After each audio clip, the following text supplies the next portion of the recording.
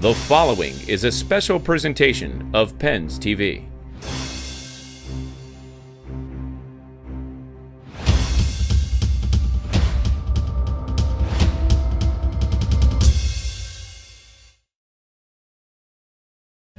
It is said to be the most sacred place in all of sport, filled with tangible necessities and intangible requirements.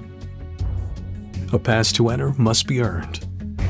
An invitation to stay commands respect. Its contents will always be defended. You don't mess with what happens in the locker room, and that goes when good's happening, when bad's happening. The locker room, that's home, that's the family, that's the team, and you don't mess with that. The Penguins didn't want to mess with anything.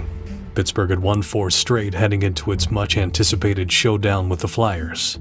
And just 44 seconds into the game, it looked like that streak may continue. Here's Tyler Kennedy, quick hit, score! Jordan Staal! He was set up by Tyler Kennedy, and the Penguins take an early 1-0 lead. Early leads don't always garner lasting results. Former Penguins Jaromir Jagr and Max Talbot scored, leading the Flyers to their second straight win over Pittsburgh, and starting another streak for their former team. We just won 4 in a row. You don't know you're going to be set out on a 6-game losing skid. It was obviously frustrating. After the last few seasons, we're not used to losing games like that, and it was one of our goals coming into the season not to lose back-to-back games. So obviously that goes out the window pretty quick when you lose 6 in a row. The Penguins were not only losing games, but players as well. Already without stars Sidney Crosby and Chris Letang, Pittsburgh's injury woes continued. Dupuis of the Penguins on the puck, looking for Jordan Staal. He's upended by Rupp and knocked down. Oh, Stahl's hurt. Oh, Jordan Stahl's hurt. Grabbing his knee. Boy, is he in a lot of pain. The following night, the pain continued. Another loss and another injury. This one to the team's leading goal scorer, James Neal. The Penguins were laboring, and their coach was concerned. The mindset of the team is something you really worry about as a coach. You really want to try to get focused on playing the way we need to play, playing how we play, being prepared to play that way, and then, not being worried about a mistake. You just got to break out of it somehow. You want to always be positive and say you're doing the right things, and you try to work your way out of it by hard work and things that you know that makes your team successful, and it took us a while to figure that out. Fortunately for the Penguins, they never had to figure out how to play without James Neal. Thought to be out for weeks, the all-star forward didn't even miss a game. Really surprised, yeah. It was a big sigh of relief the next day to be able to get him back in the lineup that you're thinking that you weren't going to have. Just kind of gave us a big boost. I remember going to practice that day and actually, guys smiling or having fun. Despite Neal's return, the tough times continued. Pittsburgh lost its next 2 games and then left for Florida with some reading material.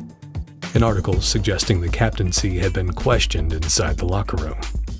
I know as reported there was a meeting about certain things.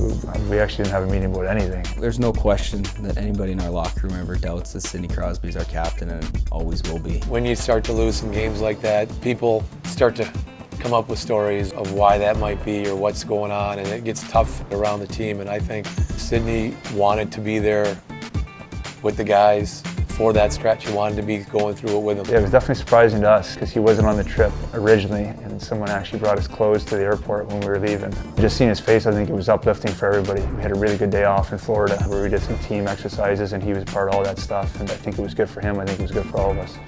The unsuspected morale boost was reciprocated with a sign of unity and a show of respect for the captain. I think it was a great sign for everyone to put on a C. Gino put on the Russian K. It was a couple different voices within our room, but really it was Pascal Dupuis. It was like, let's do this together.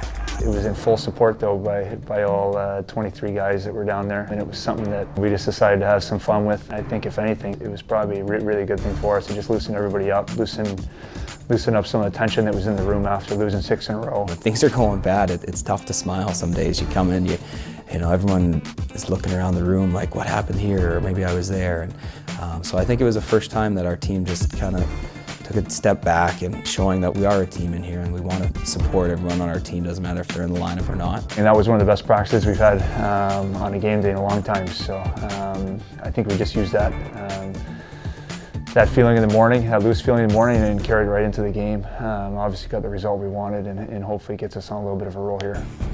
After defeating the Panthers, the Penguins were hoping to sweep both Florida teams on the same trip for the first time in nearly 3 years.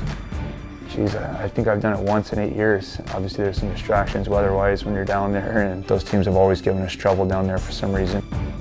Most troubling was the fact that Pittsburgh was out of the playoff picture entering the game in Tampa Bay. Tied 3-3 in the third period, Evgeni Malkin naturally put the Penguins back in the mix. Here's a shot by Malkin, he scores! There's the goal by Malkin on the backhand, and the Penguins retake the lead. Malkin with another great chance, and on goal, he scores! Malkin with a beautiful, glossy finish on that one, makes it 5-3. Malkin comes up with a puck, and there it is. The hat trick. How about that, Borky? 3 in a row. That, to me, that's the ultimate natural hat trick. I agree, man. And in one period, too. That's probably as dominating period as he's had in a long time. But that's what we need, especially when the team's struggling or not doing well. You need your best guys to step up, and Gino certainly did. Evgeni Malkin, when he speaks, is really noticeable, and he has spoken, but he also has gone out and played. We have talked about it as a group in response to not winning, and some of the other stuff is we can say whatever we want, but our statement and how we play and how we react on the ice is really the biggest statement we can make, and we've had a number of guys make that statement. Our team's made that statement the last 3 games. After winning both games in Florida, the players were rewarded with a day off. Every player, that is, but one. Chris Letang had missed 20 games due to injury and was targeting a return at week's end.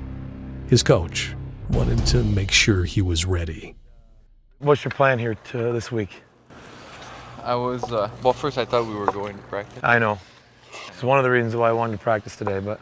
I thought about Thursday. Does that work? That's when That would be nice. I felt pretty good through the week. Had a day off Saturday. Worked out yesterday, and... All right, so tomorrow you'll have morning skate, which won't be hard, and then whatever workout. Then you'll practice with the team on Wednesday, go with us to New York on Wednesday. All right, that means today's should be hard. Yep. Good times. Come on. Skate, skate! Huh. This foot should be straight. Open up this one. Yes. Yeah! Down, let's go! Push! That's it, Chris. That's it! Ah! Yeah! Back, back, back! Lovely. That's it, Chris. You're done.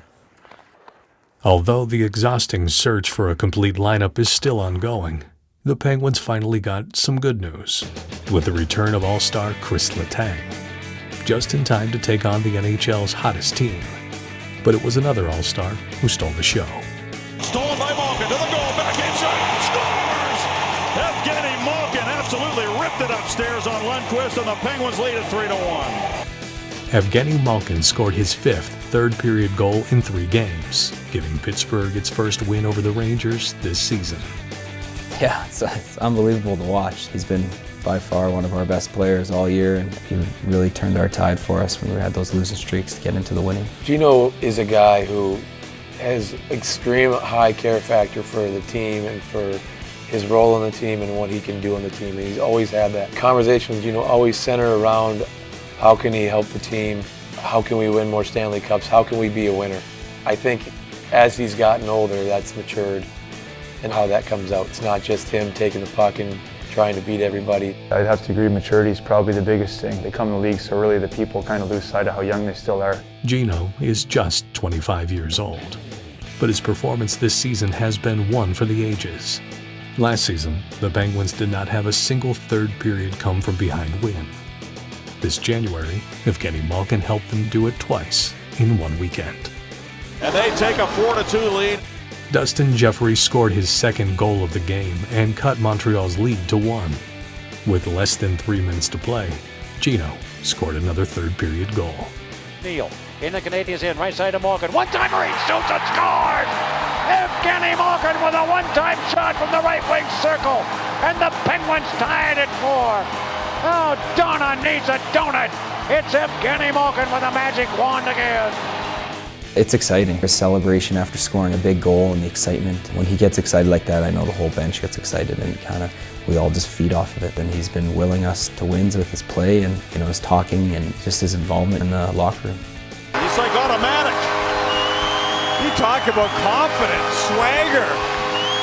The Penguins win in the shootout and a come-from-behind win. I think it starts with Gino's work ethic and how much confidence he has with the puck and where he's going. And Neeler's always had a great shot, and if he can get open and Gino can find him, those are the things that really make the line go. That line was as dominant as it's ever been in the Penguins' last home game before the All-Star break. The Pittsburgh Penguins Russian-born Evgeni Malkin, since his teammate Sidney Crosby was injured in early December, the most points in the entire NHL. James Neal with that wicked snapshot. Through traffic, it's Malkin. He's back on through 1 man, 2 men. Trying to beat 2 more, and he can't do it. He's knocked off his skates, goes after a near corner, goes to Neal. Shoots the puck, scores! James Neal! Penguins tied at 3. Neal with the drive, deflected wide, rebound! Game over! Evgeni Malkin wins it for the Penguins. Celebrations were great, trying to interact with the crowd and slamming on the glass. I know it's exciting for the guys coming off the bench to be able to get part of a big hug and a big high fives and pat each other on the head because we know it was a big win. Life in the NHL is cyclical. The streaky nature of the game makes it a grind for everyone involved.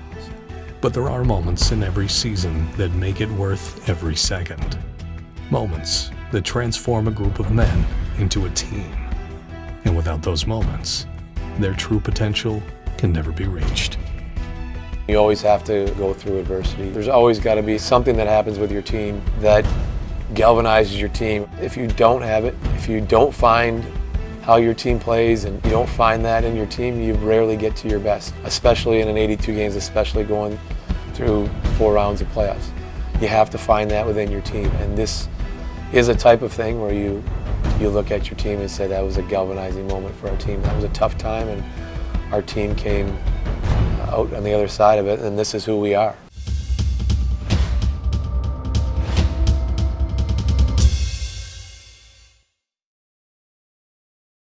This has been a presentation of Pens TV.